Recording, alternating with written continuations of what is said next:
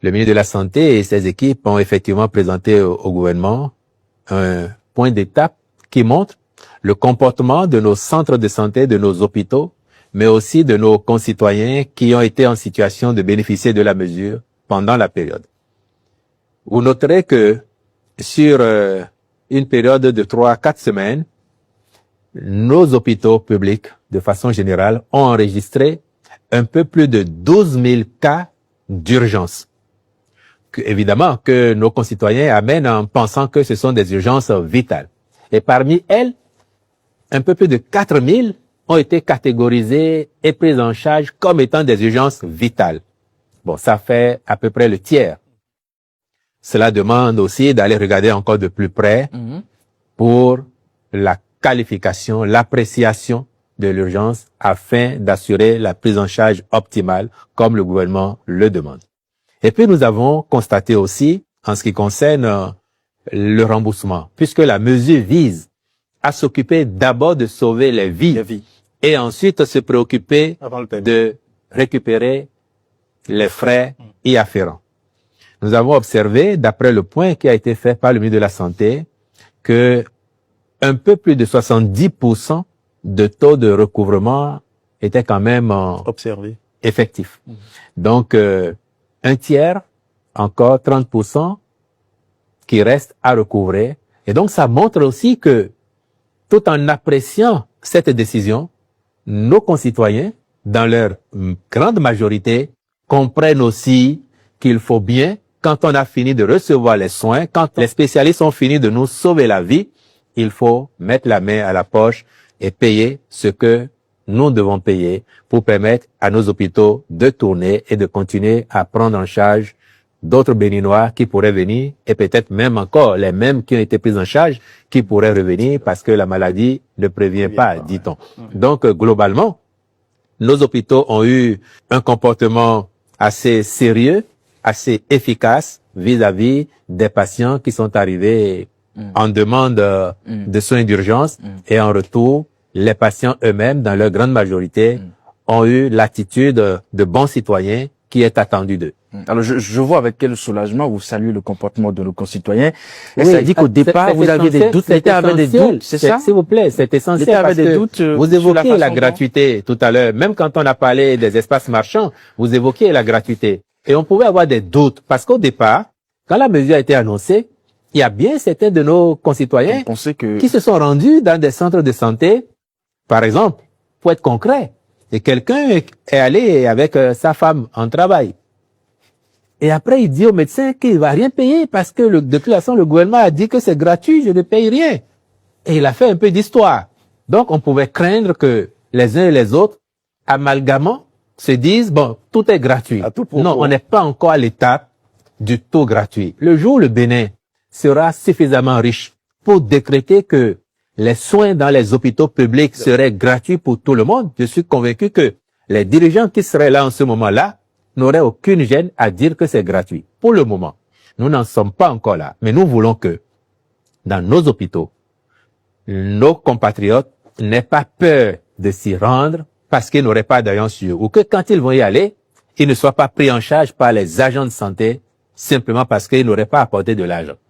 Le président Ouattara et son gouvernement disent, vous soyez d'abord, vous sauvez les vies d'abord et ensuite vous vous préoccupez de récupérer l'argent. Et le comportement que nous avons noté est plutôt encourageant. C'est pour ça que il faut le souligner et rendre aussi hommage à nos concitoyens pour ce comportement vertueux en espérant que les autres qui n'ont pas pu payer, ceux qui n'ont pas pu payer parce qu'ils sont de mauvaise foi, viendront payer. Ceux qui n'ont pas pu payer parce qu'ils n'en ont pas vraiment les moyens. J'ai eu l'occasion d'expliquer par ailleurs que ceux-là, le mécanisme ARCHE, avec la prise en charge des pauvres extrêmes et la prise en charge à moitié des pauvres non extrêmes, ce mécanisme pourra être mis en branle pour suppléer nos compatriotes qui, manifestement et objectivement, ne peuvent pas payer les frais. Mais ceux qui peuvent, même si dans l'immédiat ils ne peuvent pas, dès qu'ils arrivent à meilleure fortune, il faut qu'ils aillent payer pour permettre à nos hôpitaux de continuer à tourner. En même temps, on espère qu'au bout de cette mesure, pour ceux qui,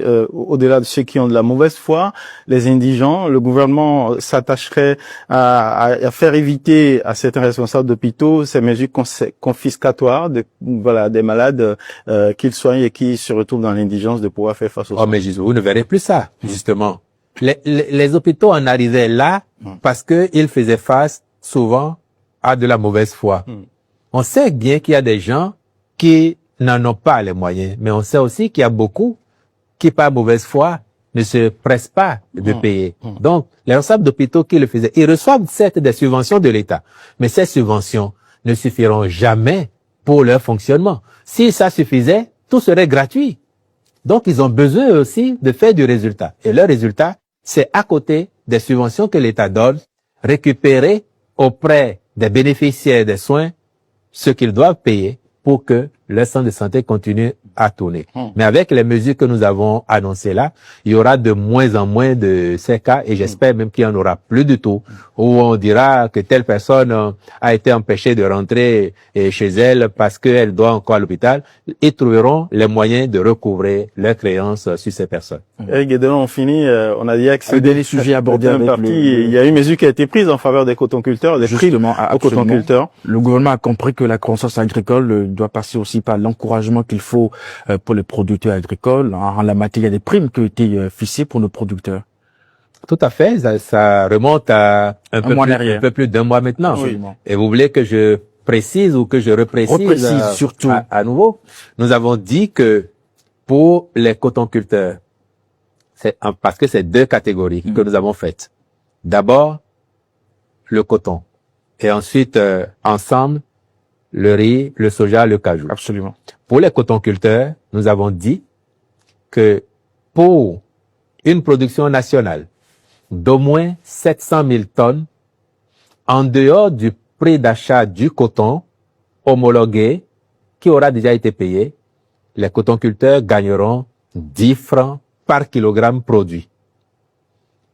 La mesure, c'est intéressant que nous avions une approche et bon nombre de nos cotonculteurs comprenaient également de cette façon que, comme nous avions déjà fait au moins 700 000 tonnes de coton sur plusieurs saisons, donc ce n'est pas un objectif inatteignable.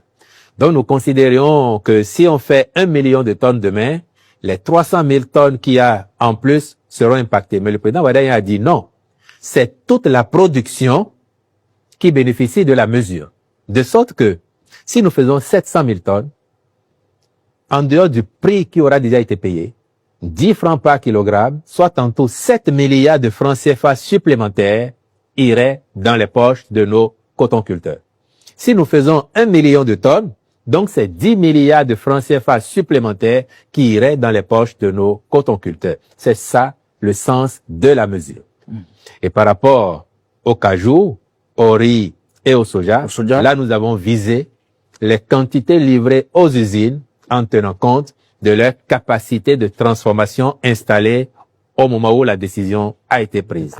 Ce qui veut dire que pour la campagne agricole 2026-2027, s'agissant du cajou, si les usines ont reçu 200 000 tonnes de cajou, la prime exceptionnelle s'applique au profit de ceux qui ont livré le cajou. Si elles ont reçu, s'agissant du soja, les 450 000 tonnes. Produit, vous voulez dire, produit le cajou. Non. Là, ce n'est pas la production qui est visée. Ah, d'accord. C'est les quantités livrées aux usines. Parce que nous sommes déjà, c'est ça la différence avec le coton. S'agissant du cajou, oui. On est peut-être aujourd'hui autour de 350 000 tonnes. Mais les usines ont en capacité de transformation installée pour 200 000 tonnes. Donc, si sur les 300 et quelques mille ou 400 et quelques mille tonnes de cajou que nous produisons collectivement, les 200 000 tonnes ont été livrées aux usines, il y a la prime qui s'applique pour les 200 000 tonnes. Le soja, nous sommes déjà aujourd'hui dans les 600 000 tonnes. Mais les capacités de transformation des usines installées, c'est 450 000 tonnes. Donc, si sur l'ensemble de la production, les usines ont reçu les 450 000 tonnes, la prime s'applique pour les 450 000 tonnes. Et Une façon aussi de garantir les matières pour le riz, premières aux c'est usines. 350 000 tonnes. Or, nous avons déjà une production nationale de riz qui dépasse les 500-600 000 tonnes. Donc là aussi, lorsque les usines ont reçu 350 000 tonnes de riz pour tenir compte de la campagne visée, la prime s'applique également.